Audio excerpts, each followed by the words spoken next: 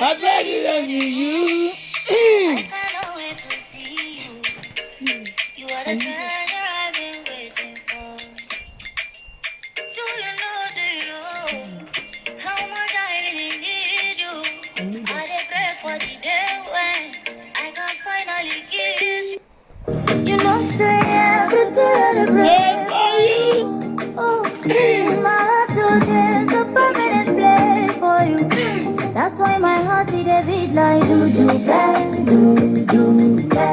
Cause now you I choose, so I am fairly, I sing for you, wanna be like do. Baby, now you I go pick up, I am fairly, 26 man. What You have to come to us. See, I may not give the world to you, but I'll give you what I have. Oh, baby, oh, you are my angel, oh. Kodurole, baby, oh. Shabby, you know, say every day I dey pray for you. Oh, in my heart, oh, there's a permanent place for you. That's why my heart is a beat like do. Man, Jesus, I'm just waking up now. I sing for you, wanna be like do. Baby, now you I go pick up. Only for you to be like I sing for you, my baby,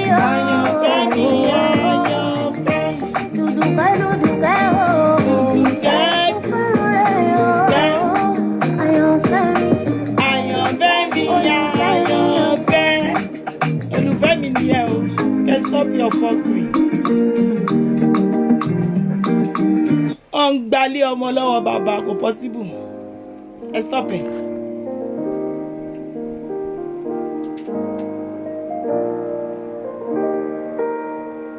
Mo ẹ̀jẹ̀ jíǹsì sí ni gbogbo ẹ̀yin tẹ́ ti pè mí pátápátá. I'm just waking up. Ẹ jọ̀ọ́. You can hear it in my voice.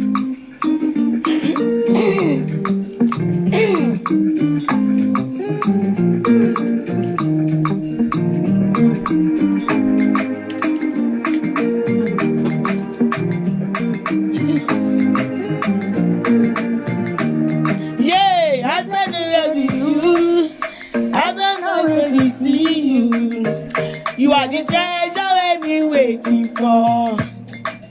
Tell me that is you. How much I really need you.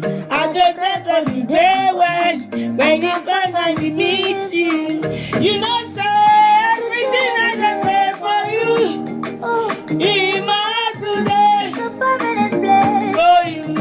That's why I want to take you down to do God. And you let you, and you're very, I sing for you, wanna be.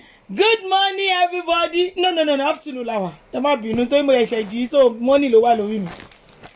Good afternoon, everybody. My mommy, my daddy. You can see the picture. Alepone. Titi Lai. DKY. Ọgbọ́n ò ní tán lórí ẹ. I watch your show when I wake up, when I come to social media. Mo rí show to play.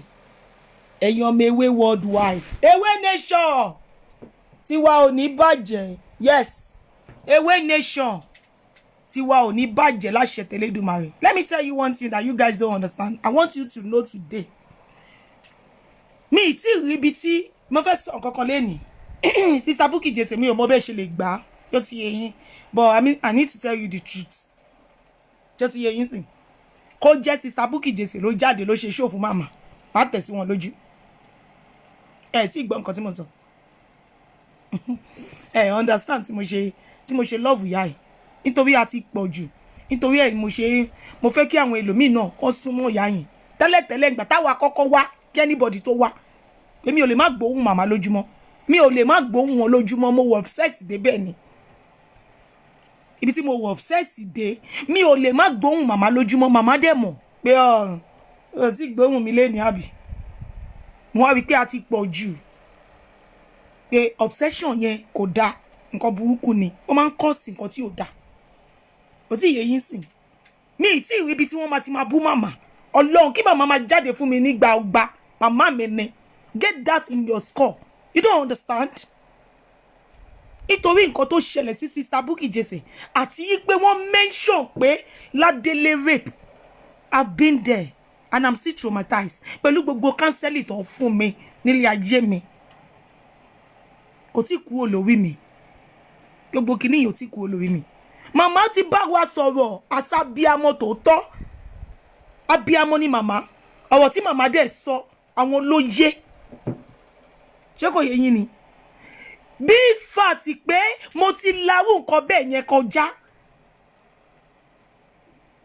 ìdí nìyẹn tí mo ṣe stand for the truth kò ṣe pé mo oppose màmá pé mo oppose pé nǹkan tí màmá sọ mi ò like ẹ̀ no mi ò lè ever support Ládélé láíláí mi ò dẹ̀ lè sọ fún màmá pé kán wá support Ládélé because ní orí social media yìí màmá ti bá wọ́n ti chastise Sister Bukky Jesse wọ́n chastise Ládélé bí abíamọ òdodo ṣe lè ṣe ni wọ́n ṣe yẹn don't twist our show Ládélé show bí mo ṣe ń ṣe show sí mi ò kí ń wo comment mi ò dẹ̀ ní admin mi ò ní admin ma get admin soon mi ò ń wo comment nítorí pé ìdí tí mo ṣe ń wo comment ni pé tí bá ti ń sọ̀rọ̀ comment máa ń distract ó máa ń distract àwọn èèyàn ni don't get it wrong Mama Esabod Mami Alashabi nobody mo repeat ayé mi àwọn tó yẹ̀ṣẹ̀ wọnú Ewé Nation mo ń sọ nobody tó lè lé mi àti Alashabi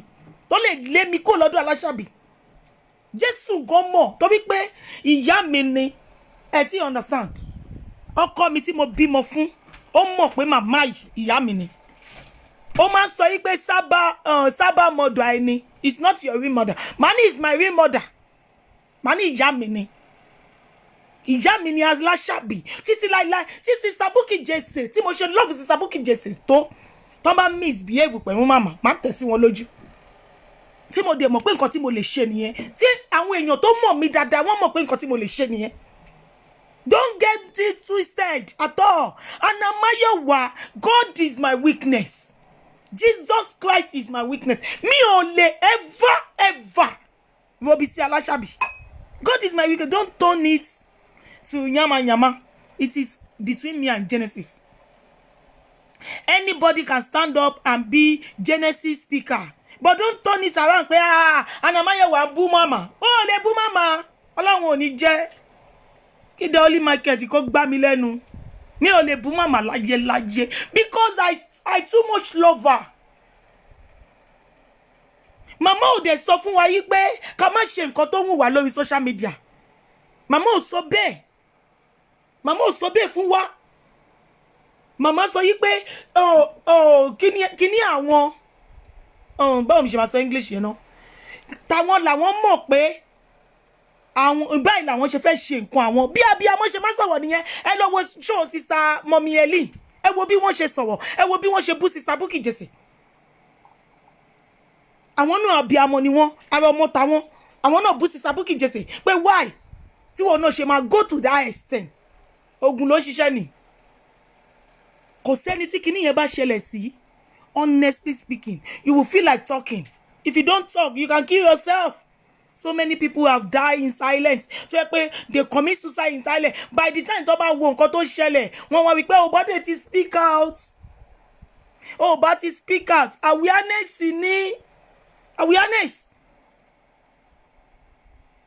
hater get that in your score Esabod no Alashabi ọmọ Alashabi ìyá Ọlábísí Wellington ni ìyá ẹ̀ ni get that into your score ẹ bá mi kọ síbẹ̀ Anamayowa Mami Alashabi yẹn kọ́ mọ̀ ń bọ̀ yẹn sáré kọ́ Mami Alashabi is my real mother is my real mother lè understand tí ma fi Mami Alashabi is Anamayowa real mother ma pine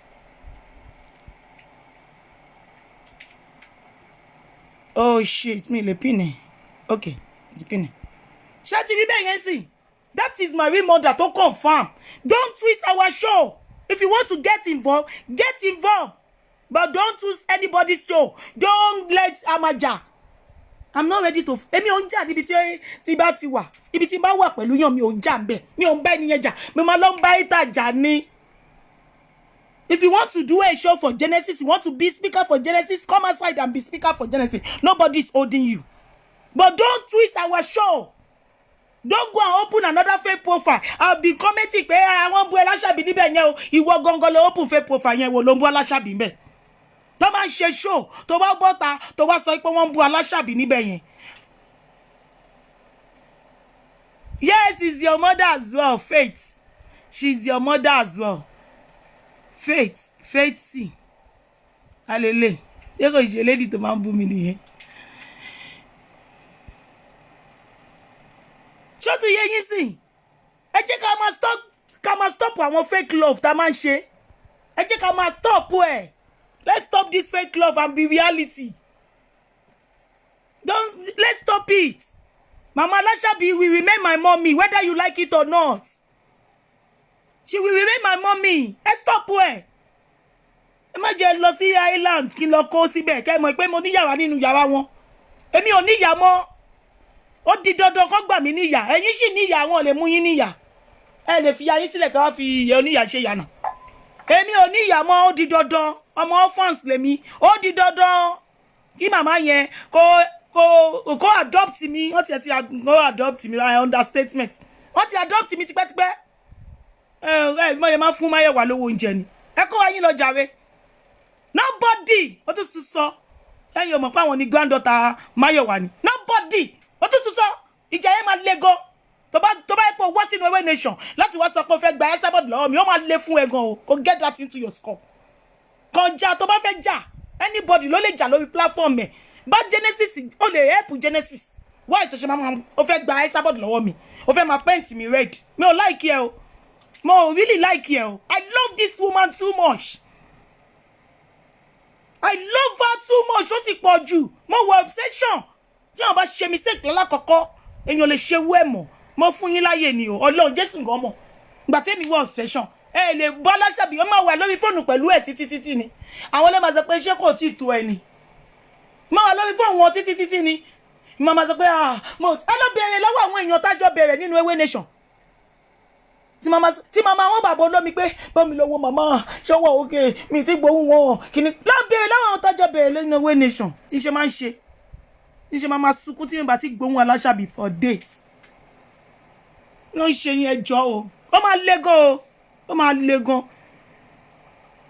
Màmá mọ̀ pé èmi lọmọ àwọn. Wọ́n mọ̀ pé tí mi bá rí àwọn lójúmọ́ mi ò lè wá òkè. Wọ́n mọ̀ dáadáa. Aláṣàbí lájẹ́. Ẹ má mi láìkí ẹ o. Tó máa sọ fún yín pé àná Máyọ̀wá bu Aláṣàbí ẹ̀ ní sọ pé ṣé ẹ̀ ní gbèjà mi ni pé kò possible. Báwo la ṣe máa ṣe wá àwọn show tó jẹ́ pé máa fa ìjà láàrin wa. Ẹ jẹ́ ká ṣe show gidi now. You can be speaker for Genesis, honestly speaking. You can be speaker for Genesis instead of attacking Anna Máyọ̀wá. Be speaker for Genesis. Ó lè gba Esabod lọ́wọ́ mi o. Kò lè work yo. Esabod ya gbogbo Ewé Nation ni o. No, it's my own mother. And I don't do two-face. If I don't like you, I won't move closer to you. Nǹkan tẹ́bi máa ń ṣe nílé ayé mi nìyẹn. If I don't believe you, I won't move closer to you. Èmi ò kí ń parọ́. Honestly speaking, Baba Máyọ̀wá mọ̀ yìí pé màmá Esabod yá ẹ̀ ni. Baba Máyọ̀wá mọ̀. Baba Máyọ̀wá kó tọ́ka tó kó kúrò. Tí mo sọ fún Baba Máyọ̀wá, ṣó mọ̀ pé mo ti rí mom sí mi. Baba Máyọ̀wá rò bóyá ìyá tó bí mi gangan ni mò ń sọ. Ó ní ṣé wọ́n jí níbi tí wọ́n sí ni. Mo ní kí ló ń ṣe ẹ̀ náà. Ó ṣàmọ̀ màmá tó wà ní island yẹn. Mom sí mi ni. Ṣó òyìnbó ṣe máa ń ṣe ni. Wàá ti mọ̀ pé mom sí mi nìyẹn. Kí lẹ sọ yìí? Ẹ jọ̀ọ́ ẹ má jẹ́ kí wàhálà pọ̀. Ẹ jọ̀ọ́ nítorí Ọlọ́run. Ẹ má lọ máa ṣí fake profile tí ò comment lọ́dọ̀ mi ní. Fẹ́ wọ́n fake profile. Ẹ máa wá comment. Ẹ máa parọ́ fúnra yín. ìwọ ń parọ́ fún wọ́ ẹ̀yin lẹ ní fake profile yẹn ẹ má sọ pé ó ti bú màmá o ẹ̀yin lẹ bú màmá ẹ̀yin lẹ wá fi fake profile yẹn sọ bẹ́ẹ̀ anybody tó bá sọ wípé Bísí ń bú màmá lórí platform ẹ ìwọ gangan ló ní fake profile yẹn tó lọ ṣí fake profile yẹn.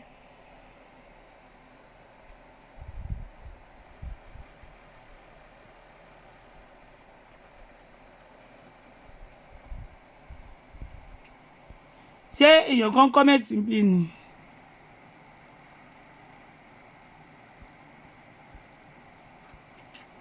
I love you too, Mommy Olaipe.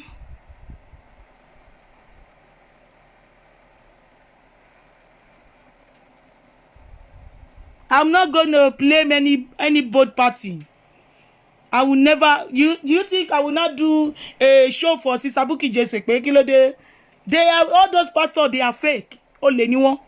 Nǹkan tí pastor yẹn ṣe fún Sister Bukky Jesse tó tọ́ ni. I can never blame both parties. Èmi á lọ fún Genesis. Ìwọ lọ fún Bukky Jesse. Ìwọ tó fẹ́ gbèjà Ládélé lọ fún Bukky Jesse. Èmi lọ fún Genesis. I can't do two of them. It is one lèyàn máa ṣe. Wọ́n ìtẹ́yàn kan máa ṣí show mi padà. Màmá tó ń sọ òṣì ọ̀rọ̀ tí ò mọ nǹkan tó ń jẹ́ wòlíì. Mò ń ṣe show ẹ̀. Ẹ̀yin sáré ló ń times ẹ̀. Ayé le o. Ayé le ìbò sí o. Ẹ stop ẹ̀. Má lọ máa ṣí fake profile kó jẹ́ pé ìwọ gangan anybody tó bá ti sọ yí pé wọ́n ń bú màmá lórí platform mi òun gangan ló lọ ṣí fake profile tó wá fi bú màmá yẹn. Òun gangan ló ṣí fake profile tó fi bú màmá yẹn nítorí ẹni tó ń ṣe show kò rí comment yẹn ó wá jẹ́ pé ìwọ ló rí comment yẹn ìwọ gangan ló ní fake profile yẹn. Stop the fuckery. Ẹ yé máa parọ́ mọ́. Everybody ló love màmá. Stop dividing away nation. Don't divide away nation. We all love ourselves. Regardless what is going on. We stood for this woman. We love her. We celebrate her. Don't divide it.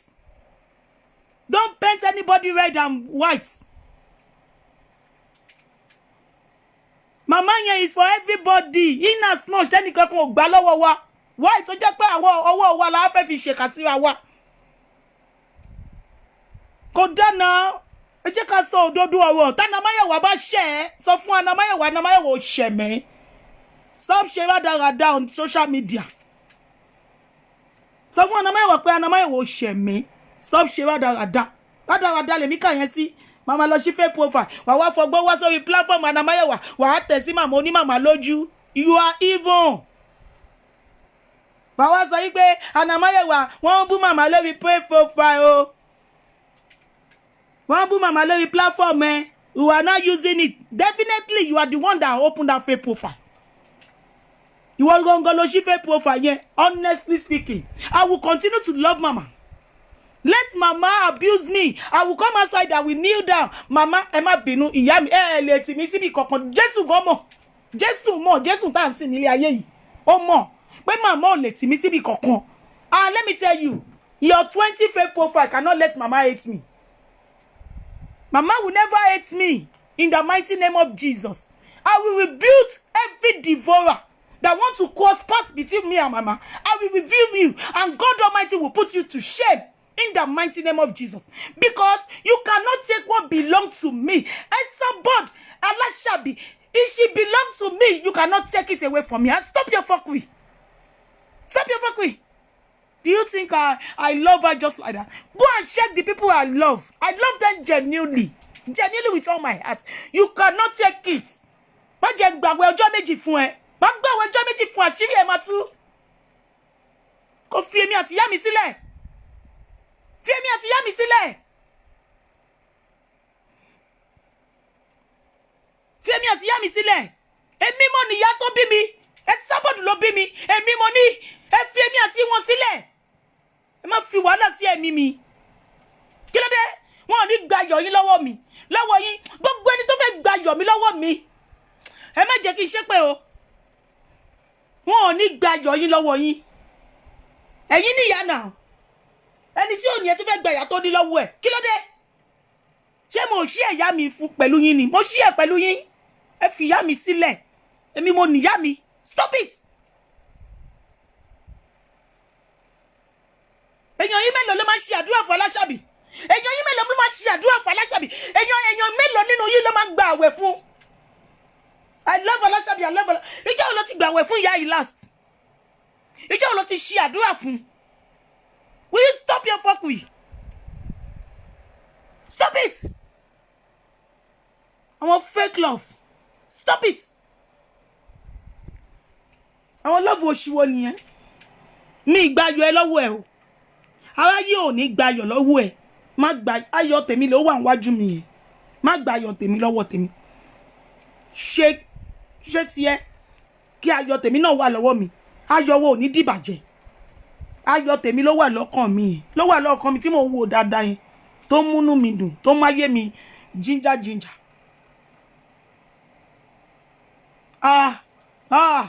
ẹ̀yin aráyé ẹjọ́ nítorí Ọlọ́run mo fọ Ọlọ́run bẹ̀yìn báwo ni máa ṣe bú Aláṣàbí kí ló dé báyìí báwo làwọn èèyàn ṣe ń parọ́ báyìí torí Ọlọ́run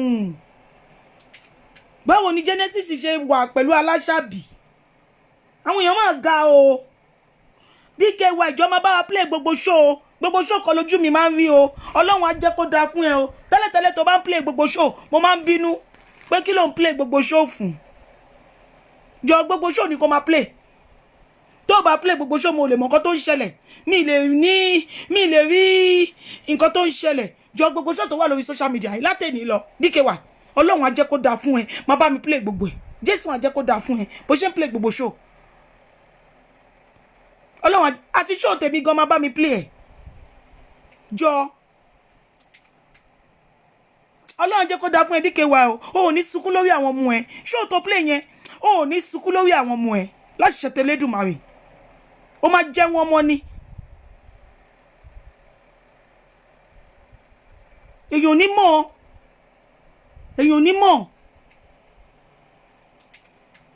ẹ má gbàyọ̀ tèmi lọ́wọ́ mi o ẹ jọ̀ọ́ o mo fọlọ́run bẹ̀ yín o mi ò ní negativity sí màmá yìí màmá is a spiritual mother tí mo ṣe wà yìí tí bá ń bínú wọn mọ̀ spirit wọn máa sọ fún wọn pé mo ń bínú because mo ti connect pẹ̀lú wọn jù ó ti pọ̀ jù spirit wọn máa sọ fún wọn pé Anamáyọ̀wá ẹ̀yin ò notice ni ẹ ti notice pé tí bá ń bínú tí bá ń ṣe show tí bá ń bínú ṣáà pé màmá yẹn wọ́n máa ní Anamáyọ̀wá mi ò fẹ́ show yẹn mọ́ ó gbọ́dọ̀ ṣépè fẹ́ nìyẹn mọ́ ó ti mọ̀ nínú spirit mi pé mo ti bínú jù ni ẹ rí pé máa jáwọ́ ni bí Abímbọ́lá ṣe ṣẹ̀mí tó màmá ló gbà lọ́wọ́ mi màmá ló gbà Abímbọ́lá lọ́wọ́ mi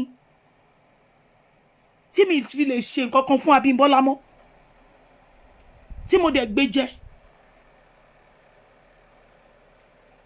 torí màmá yẹn ti rí pé ibi tí Anamáyọ̀wá ń lọ pẹ̀lú Abímbọ́lá yìí kò ní dà màmá yẹn máa always wà in spirit ẹ má lọ máa open fake profile kẹ máa pawọ́ pé Anamáyọ̀wá comment èdè ṣàánú ajé tẹ̀dẹ̀ mọ̀ yí pé mi ò lè ṣe láíláí tẹ̀dẹ̀ mọ̀ bẹ́ẹ̀ kó dáa ìfẹ́ ló yẹ ká máa bá wa ní ẹ má ètì ara yín ojú ọ̀hún yìí tẹ̀ ń wò yìí ó tẹ yẹ fò láì farakanra honestly speaking àgàgà wé mi sìn mo máa ń bá gbogbo èèyàn ṣe fẹ́ ni mi ò kí ẹ̀ ò bá ta ọjà mi ò bínú mi ò ṣe kankan omi téèyàn máa mu kò ní ṣàn kọjá èèyàn honestly speaking mi kò like máa bá àwọn tó máa ń parọ́ ṣe ni ó máa ń ni mí lára torí spirit mi máa sọ fún mi pé you are lying ò ń parọ́ ẹ má Ọlọ́run ò ní gbayọ̀ yín lọ́wọ́ yín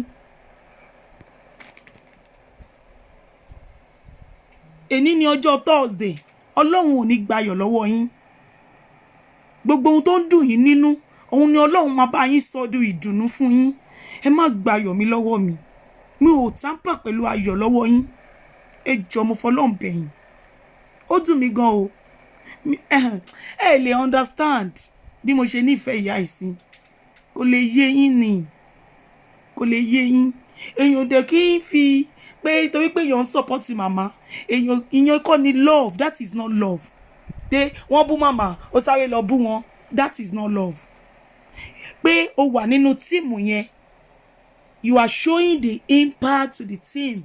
That is the love. Tó ti yé yín sí pé o ń jà fún màmá yín, o ń ṣe love. You are doing it for your own safe. You are doing it for yourself. Mi ò love màmá yìí tó ń torí pé kí n máa jà fún wọn. No, I want ìsinmi, peace of mind. Òun nìkan ni máa ń béèrè fún Ọlọ́run kó máa bá mi fún wọn. Tí Ọlọ́run dẹ̀ ń ṣe. Tí Ọlọ́run dẹ̀ ń ṣe fún wọn. Why to ayé yín máa dá o. Ayé gbogbo wa pátápátá nínú Ewé Nation. Àtẹni tó ń bínú, àtẹni tí ò bínú, àtẹni tó ní negativities lékùn. Ní agbára Ọlọ́run ayé yín máa dá. Ayé yín á sunwọ̀n, ayé àwọn ọmọ yín á dá láṣẹ tẹlẹ́dùmarè. Ẹ má gba ayọ̀ mi lọ́wọ́ mi. Ẹ jọ̀ọ́. Ó máa dùn mí gan. Ṣó kébi yẹn dùn mí gan. Yeah. Kò possible. Mo fi Ọlọ́run bẹ̀ yín. Tó ti yé yín. I love every one of you with the love of Christ. It shall be well with every one of you. Tó ti yé yín sí.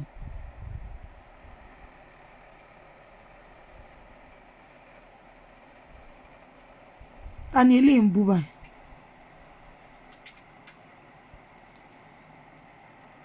Ẹ jọ̀ọ́. Ẹ̀ṣẹ̀ ń wo kọ́mẹ́ǹtì ni. No. They want to distract you from coming out for them today because your online of them fits. No, I'm not coming out for anybody. You'll be surprised. I don't know you guys. I don't have time.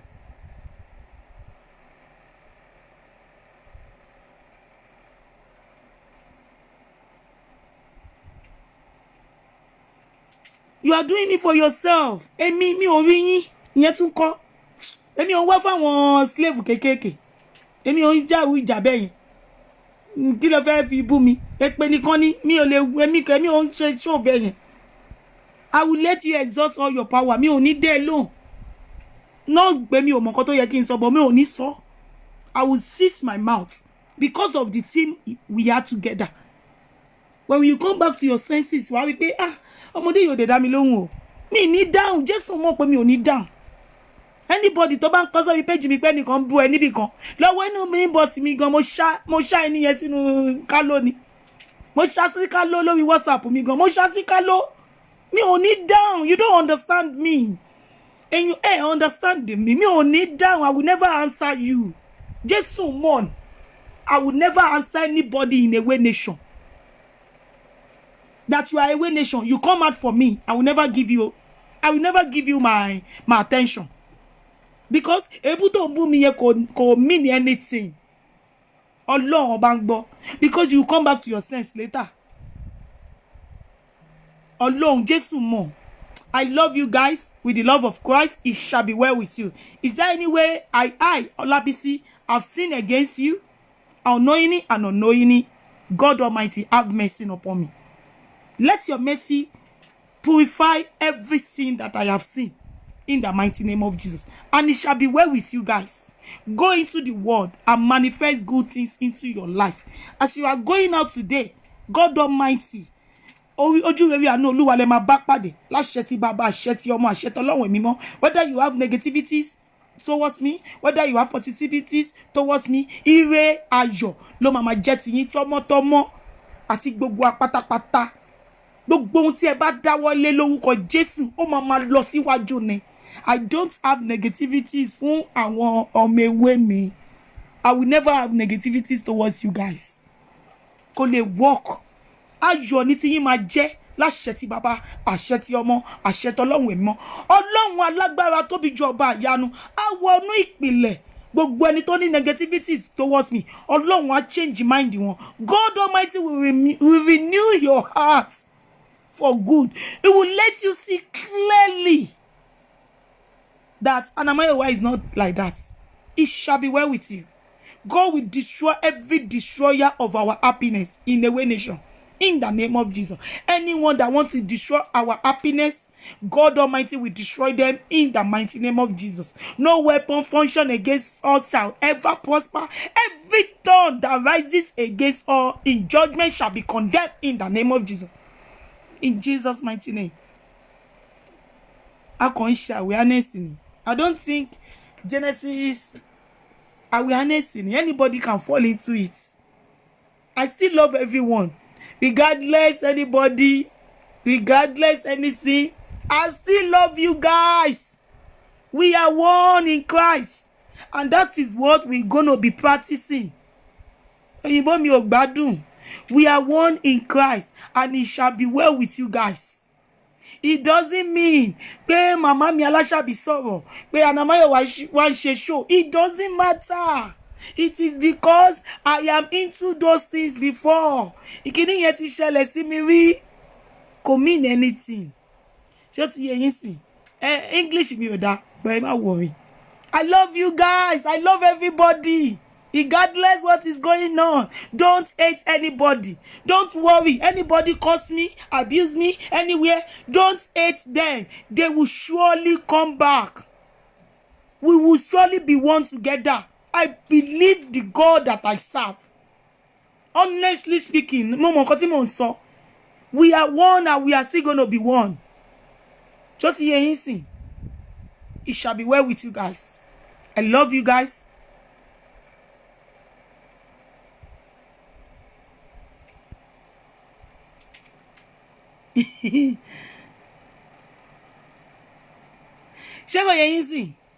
It shall be well. Ẹ máa fi ọ̀rọ̀ Genesis sí. Ẹ̀yin náà lè jí Genesis speakers. Ẹ gbàgbé ẹ̀. Ẹ jẹ́ kí gbogbo àjọ jẹ nínú orí ọ̀fẹ́ ni. Orí ọ̀fẹ́ là ń jẹ lọ́wọ́lọ́wọ́ bá orí ọ̀fẹ́ àwọn CCC. Òun là ń jẹ lọ́wọ́lọ́wọ́ bá. Ẹ̀yin náà lè tap into orí ọ̀fẹ́ yẹn. Lọ́kọ̀ yẹn yín sí. Ẹ lè tap into it. Ẹ lè tap into it. Abike has 78 fake profile. I love you guys. Gbogbo èèyàn ni mo love. Ọlọ́run bá ń gbọ́. Ẹ má worry. Anybody ló lè bú mi. Ó ti yé yín. Anybody ló lè bú mi. Kò mean anything. Anybody ló lè update Father Mayowa. I still love you regardless. Honestly speaking, I still love you. Ayọ̀ ló máa jẹ́ tiwa nínú Ewé Nation. Ewé Nation lana Mayowa. Ẹ jẹ́ sọ fún mi. Báwo lè ṣe máa sọ fún mi pé kí n má dárúkọ Màmí Aláṣàbí? Mo fẹ́ dárúkọ Màmí Aláṣàbí pa ni. Nítorí mo ṣe méjì picture yìí papọ̀. Mo méjì picture yìí ni pé Anamayowa fẹ́fẹ́ de ń ga rọ́lá. Dọ́kásì má wàá gba ìyá mi lọ́wọ́ mi o.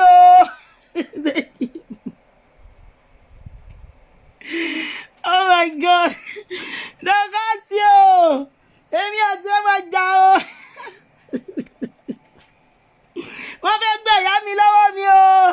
Méjì bù mí wọ̀ mí lọ́wọ́ o.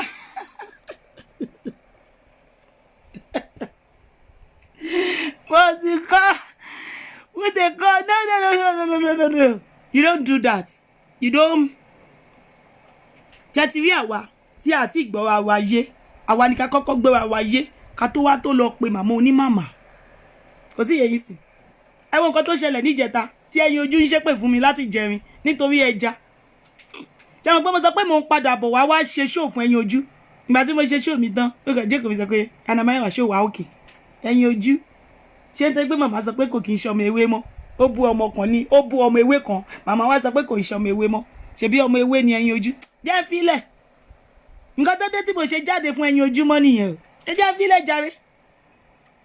Ta ló ráyè títí ẹ̀? Òun ló mọ nǹkan tó ń jó òun lára jẹ. Ṣé ó ti yé yín sí? Ìdí tí mo ṣe jáde mọ́ nìyẹn. Mo ṣe fi ẹyin ojú lẹ̀ nìyẹn. Ẹ ti rí bí mo ṣe ronú. Àwọn ẹlòmíì máa dúró pé Anamayowa wá ṣe show yẹn kò make sense. Honestly speaking. Show yẹn ò make sense. Kò ní make sense. Torí tó bá dọ̀la. Ṣé ẹyin ojú máa jáde? Ẹyin ojú ló máa jáde ló máa sọ pé Anamayowa má bínú. Because èmi ò tí ì dá padà fún. Òun dẹ̀ ti ṣépè fún mi. Mi ò tí ì dá padà fún. Gbogbo show tẹ̀yin ojú ń ṣe. Àìmọye tó ti bú mi. Mi ì tí ì dá padà fún. Ìdí nìyẹn tí mo ṣe ní bú anybody. Torí pé tó bá wá jókòó tó bá wò àwọn ló máa sọ pé Anamayowa má bínú. Pé mi ò ṣe yín. èmi ò ronú burúkú èmi ṣe máa ṣe bẹ́ẹ̀ mi ṣe ṣe pẹ̀lú yín Jésù mọ̀ lọ́kàn mi Jésù mọ̀ nínú ọkàn mi mi hate anybody nínú Ewé Nation. I will never in my life. Màmí ni Aláṣàbí o, ẹ jọ̀ọ́ o. Why did you get sọ́dọ̀ mi nítorí màmí Aláṣàbí? Ẹ stop ẹ. Ẹ lè gbà. Ẹ bá ṣe gbogbo nǹkan tẹ́ ẹ ṣe máa kó lọ sí Dublin. Ẹ stop ẹ. Ẹ stop ẹ. Ẹ pélé màmí Aláṣàbí ó ti fine pansing. Space wà fún mi ńbẹ̀. Ẹ stop ẹ o. Ẹ stop ẹ o. Ojú àwa tí àwọn ìjọba máa ṣe wé. Màá máa gba owó tó ń fún àwọn ará àta yẹn. Ará àta tó ń sanwó fún yẹn, màá máa ṣiṣẹ́ ńbẹ̀. Tí wàá tán. Ẹ stop ẹ jọ̀ọ́. Ẹ jẹ́ ká wà one nation, one peace, one love, everything love. Kò ń ṣe yí pé ibi tí wọ́n bá lọ, èmi náà máa lọ síbẹ̀. We cannot think the same thing. Honestly speaking, eléyìí bá mú tiẹ̀ wá, eléyìí bá mú tiẹ̀ wá. Tó ti yé yín sìn, nítorí pé ibi tí wọ́n ronú sí, èmi náà gbọ́dọ̀ ronú síbẹ̀. Ayé ò rí bẹ́ẹ̀ o. A gbọ́dọ̀ jọ dialogue ni. Ibi tí wọ́n bá ronú sí ẹlòmíì lè ronú síbòmíì kò mean pé ẹni yóò love ẹ. Ó ti yé yín sìn. Bí ọ̀rọ̀ ilé ayé ṣe rí nìyẹn. Ó ti yé yín. Ẹ má ronú burúkú.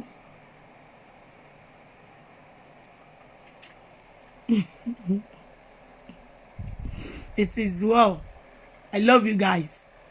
It shall be well with you guys. Ó ti yé yín. Ẹ jẹ́ n máa lọ. Ẹ ṣe jí ni. Mi fẹ́ lọ ṣòwò.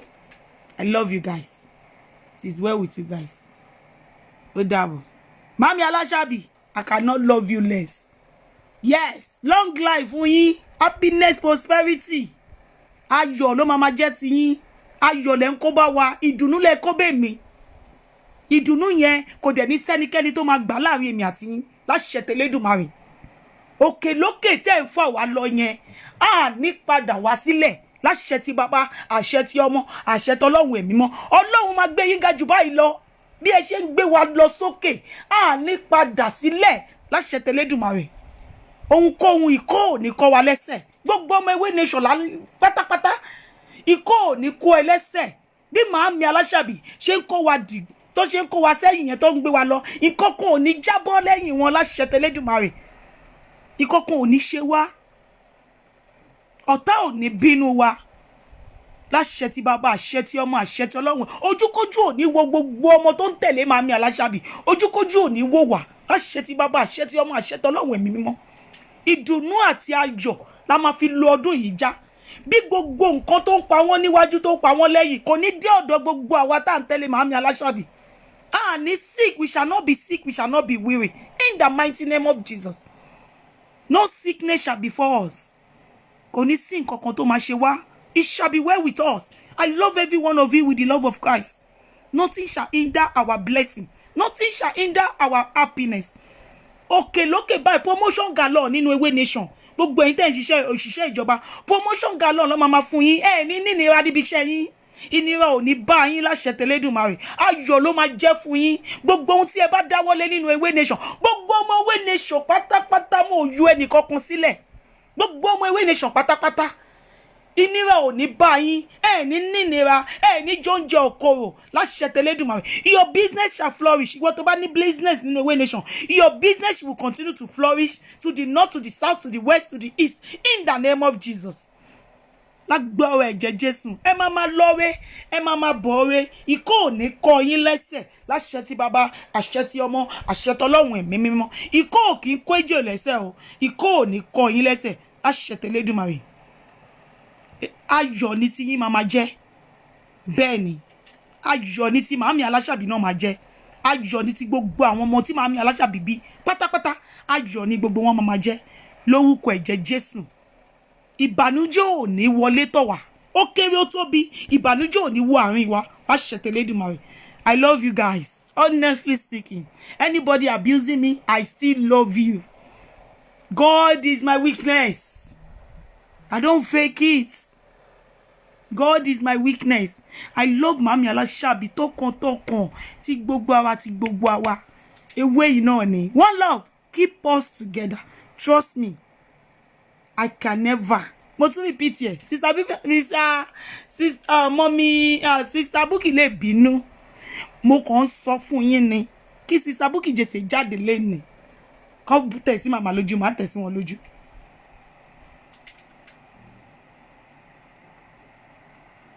Ẹ lọ bẹ̀rẹ̀ lọ Sister Bukky Jesse. See, Sister Bukky Jesse ṣe ń bínú tó bẹ́ẹ̀ ni mo sọ fún pé, do you know that Mama love you? She love you. She really love you. She's just ọkàn ń sọ̀rọ̀ ni. Ẹ tí gbogbo nǹkan tí màmá yẹn sọ kò dénú wọn o. Ẹ ṣáà wí pé tí nǹkan bá dénú màmá máa ń farabalẹ̀ sọ ni. Ẹ pé wọn farabalẹ̀ sọ. Bó ṣe yẹ kí èèyàn máa ṣe nìyẹn. Tó ti yẹ yín sì. Ẹ ní bá kan jẹ́ kẹtún kan ṣe. No. Nítorí pé tó bá ṣe bẹ́ẹ̀, ìjọ tẹ́ bá jà, gbogbo kinní yẹn máa jáde síta. Nílé ayé yìí, ọgbọ́n la máa fi ń ṣe. À ń ṣe wùdùwùdì. A máa ń fi ọgbọ́n ṣe ni. Honestly speaking, ọgbọ́n lèèyàn máa fi ń to nǹkan nílé ayé. Àgàgà bá ṣe pọ̀ tó yìí, ọgbọ́n la máa fi bára wa ṣe. Nítorí pé ẹ rántí pé ààrẹ kan máa já òsì, kò sẹ́ni tó ṣọ̀rẹ́ ogún ọdún. Torí tẹ́ bá jà, gbogbo nǹkan tẹ́ ti bára yín sọ nípa èèyàn kan, ó máa jáde síta. That is the reason why you need to be pure. You need to be pure.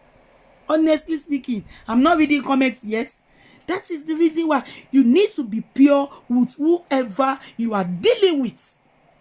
You need to be pure. Tẹ́ bá ṣe ọ̀rẹ́ lẹ́ni, ẹ rántí pé tó bá di ọ̀la tí ẹ bá jà, gbogbo nǹkan tẹ́ ti sọ ó máa jáde. Kò tí yẹ yín. Use your wisdom. When you are dealing with people, when you are surrounded where too much people is, you have to use your wisdom. Use your wisdom. If you cannot apply wisdom, don't go for it. Because when you go for it, you can mess everything up. You have to apply wisdom in everything that you are doing in life. Take on it shall be well with you guys. I love you guys. Bàjẹ́. Look at you. I love you guys. I love you. I love you.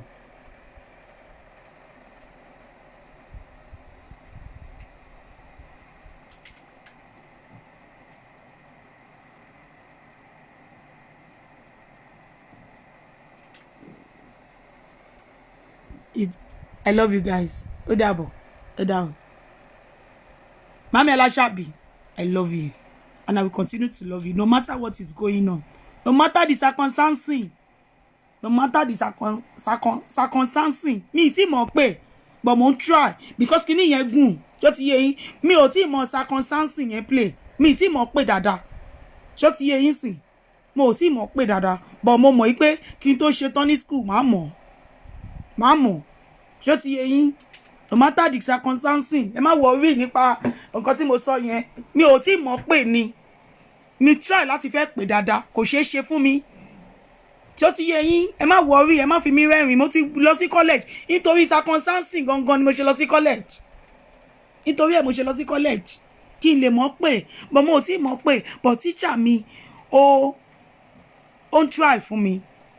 Ó dà pé eyín mi ni, eyín ẹnu mi ni. Ṣé kò yé yín? Circumstances. Yes, ẹ má worry. Màá mọ̀ later. Má worry. Ó tí mọ̀ pé ni. Ẹ mọ̀ pé kíní yẹn gùn.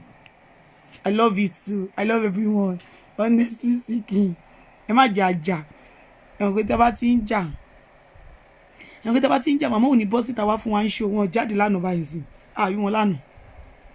Ó ti yé yín. Ẹ ṣé gan. Ẹ ṣé. Ó dà o. I love every one of you. Thank you so much. Thanks.